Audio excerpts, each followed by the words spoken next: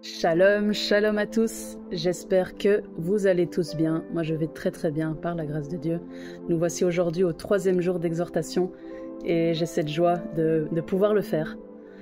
Que le Seigneur puisse nous remplir, que le Seigneur puisse nous guider et que le Seigneur puisse m'utiliser comme instrument, qu'il nous ouvre nos oreilles et qu'on puisse comprendre la parole avec sagesse, avec connaissance et avec l'aide du Saint-Esprit.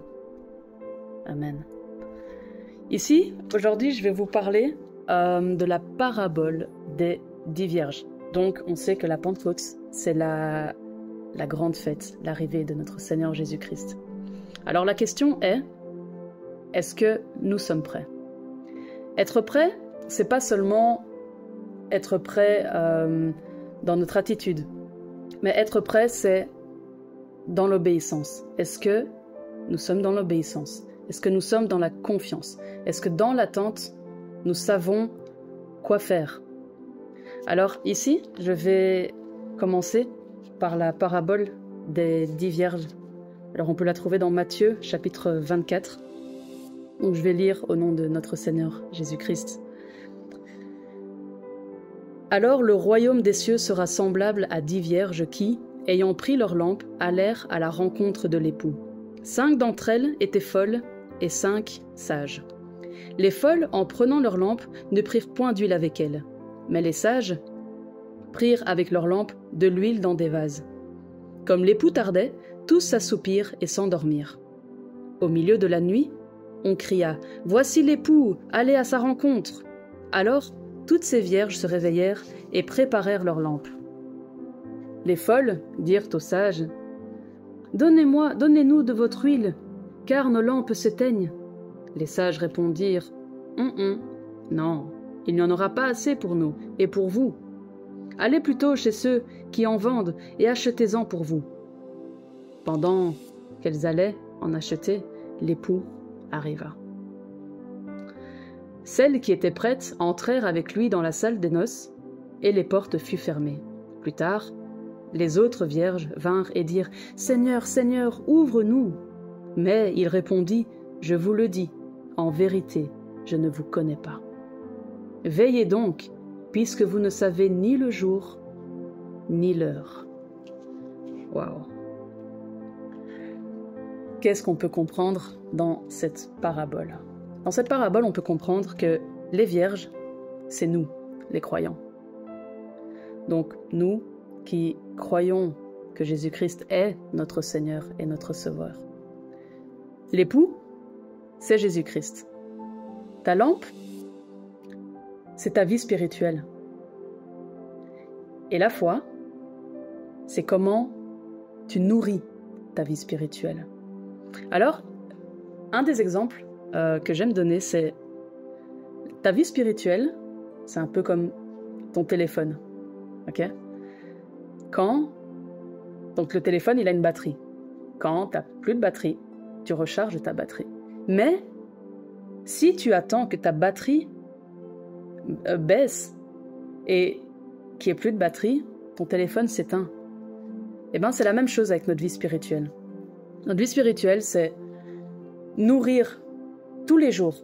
C'est vraiment donner à notre foi, donner de notre amour, de notre temps, vraiment, pour nourrir notre vie spirituelle et pour nourrir la relation qu'on a avec notre Seigneur.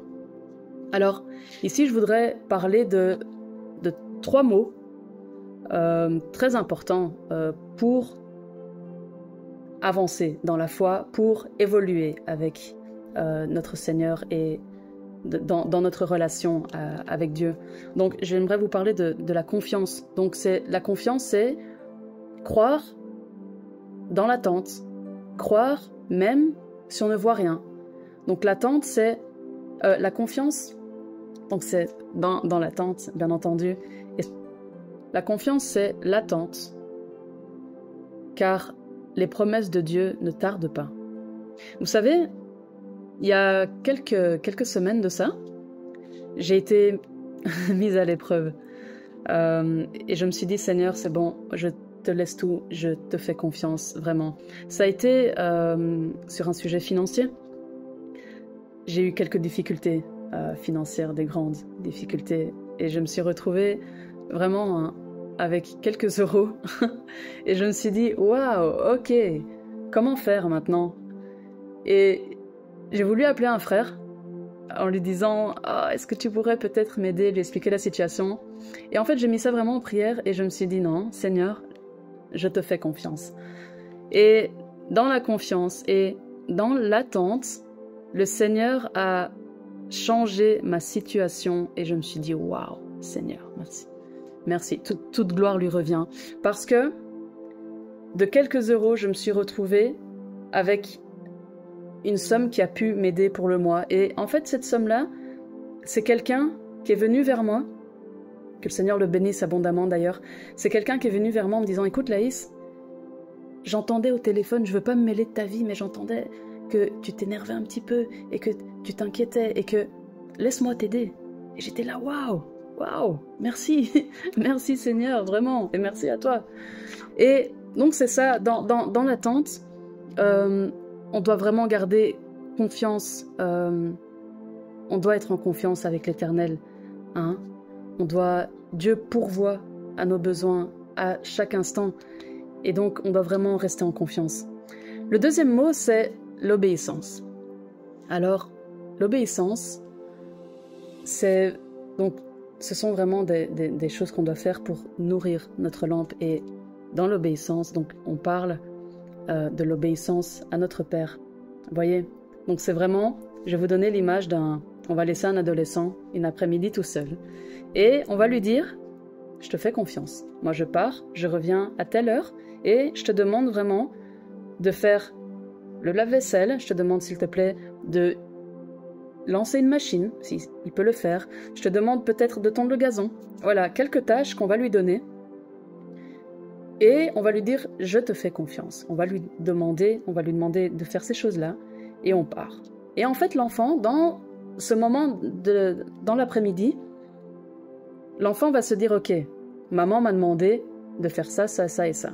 Alors, l'enfant aura le choix. Soit, il va faire les choses comme le parent lui aura demandé, vraiment très sagement. Il va le faire, il va commencer par l'un, commencer par l'autre, se reposer un petit peu et dire, oh, je vais faire ça après, hein? Il va le faire. Il sera dans l'obéissance. Et le plus important dans tout ça, c'est que il aura la conscience tranquille, hein? Le deuxième enfant, il aura le choix. Il dira, oh non, maman, elle est pas là. Ok, c'est pas grave. Je vais faire ça vite fait comme ça. Je vais d'abord dormir et j'aurai le temps. Maman rentre à 18h, j'aurai le temps de faire ça après. Mais, bon, je sais que maman ne m'a pas demandé de le faire, mais oh, c'est pas grave. Et l'enfant va rester comme ça, il sera pas très tranquille dans sa tête. Et puis bon, maman rentre à 18h, le lave-vaisselle n'est pas vidé. Ah. Il va se dire, oh, désolé maman, mais il y a eu ci, il y a eu ça, maman sera pas contente, évidemment. Maman sera pas contente, eh ben c'est ça aussi, c'est l'obéissance. Et avec notre Seigneur, c'est vraiment, on doit mettre de l'huile chaque jour. L'obéissance, c'est vraiment lire la parole. L'obéissance, c'est dans les petites choses. Vous voyez, c'est vraiment faire ce que le Seigneur nous demande. Et comment on sait ce que le Seigneur nous demande? C'est en lisant la parole. En lisant la parole et en écoutant les conseils aussi de nos conducteurs, les hommes de Dieu. Et ça aussi, c'est un point important, c'est que quand on demande conseil à évangéliste, pasteur, docteur, quand on demande conseil, il est bon de demander conseil, écouter les conseils et réfléchir sur ces conseils et les mettre en pratique. Parce que beaucoup de chrétiens, même moi, je vous le dis honnêtement, même moi, j'ai demandé des conseils et j'ai écouté et je me suis dit, ok. Et j'ai un peu, certaines choses, j'ai un petit peu pris ce que entre guillemets, ce qui m'intéressait, comprenez?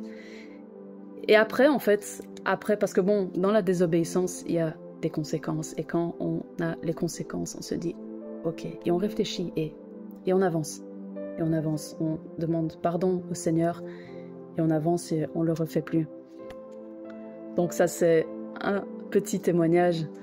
Et le troisième point, donc vraiment, je vous invite aussi à... Parce que l'obéissance, c'est aussi dans l'intimité. C'est quand personne vous voit. Vraiment être là. Ce que vous faites, vous vous demandez, est-ce que ce que je suis en train de faire là plaît à notre Seigneur Jésus-Christ? Et à ce moment-là, on sait quoi faire. On est guidé et on sait quoi faire. Donc, confiance, obéissance et persévérance, frères et sœurs. Persévérance. La persévérance, c'est même si notre foi faiblit un peu, même si, donc dans la parabole, même si notre lumière s'éteint un petit peu, soyons forts, soyons persévérants et continuons dans la prière, continuons dans la parole, continuons dans la confiance, frères et sœurs, parce que le Seigneur ne nous lâchera jamais. Et même si on fait des erreurs, vraiment, même si on fait des erreurs, le Seigneur nous pardonne. Sachez-le, vraiment, c'est important de se dire,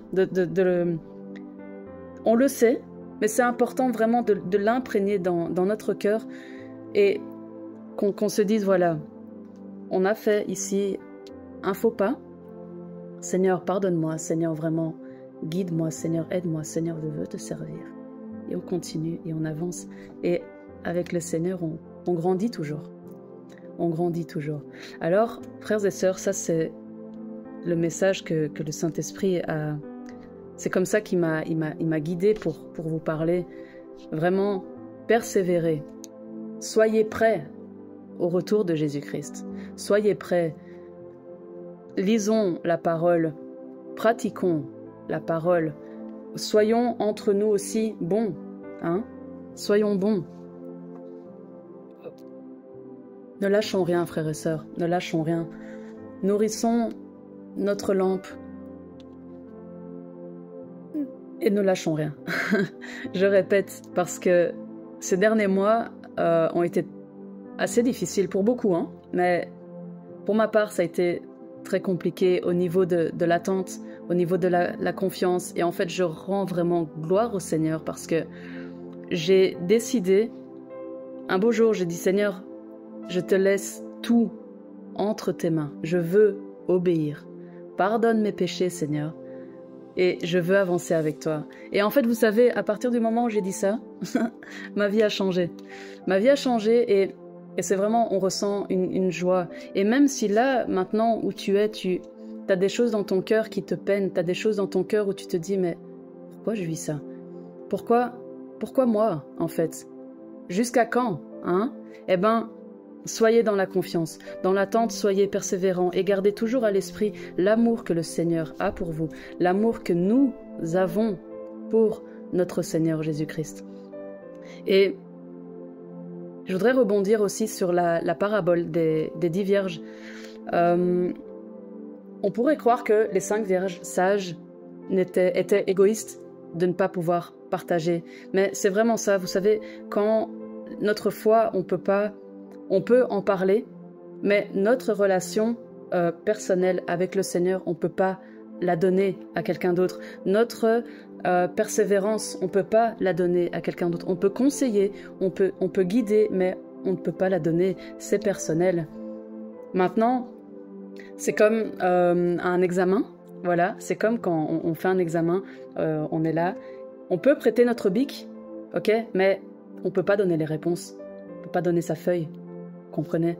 Donc, c'est ça, frères et sœurs. Moi, je vous invite vraiment à persévérer, à avoir confiance en ce que le Seigneur a promis pour nous, car le Seigneur agira. Je vous invite aussi à obéir. L'obéissance, c'est important. Je vous dis ça aussi pourquoi? Parce que quand j'ai grandi avec cette graine de rébellion et j'étais... j'ai grandi avec ça. Et en fait, en Christ, le Seigneur m'a vraiment changé. Et un jour, un de nos frères, tu te reconnaîtras, soit abondamment béni, mon frère, m'a dit, écoute, cette rébellion, garde-la, utilise-la pour Jésus-Christ. Et en fait, quand il m'a dit ça, j'ai réfléchi après dans le train, je me suis dit, mais vraiment, il a raison. Il a raison. Et c'est ça, donc on doit vraiment être des soldats. On doit être des soldats dans la prière, on doit être des soldats dans l'amour qu'on donne aux autres.